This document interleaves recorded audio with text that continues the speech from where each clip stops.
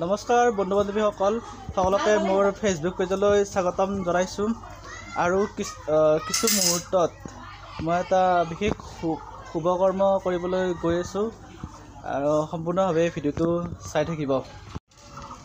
এয়া হ'ল আমাৰ নতুন ঘৰৰ শুভাৰম্ভণি কৰিম আজি। সকলোৱে আশীৰ্বাদ কৰিব আৰু যাতে সম্পূৰ্ণভাৱে ঘৰটো উলিয়াব পাৰোঁ।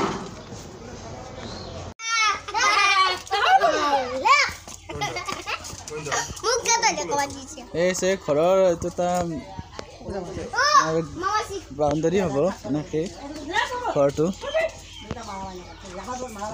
দুটা ৰুম এটা ৰুম থকা হ'ব আৰু এটা হ'ব কিটচেন আৰু এটা হ'ব বেডৰুম।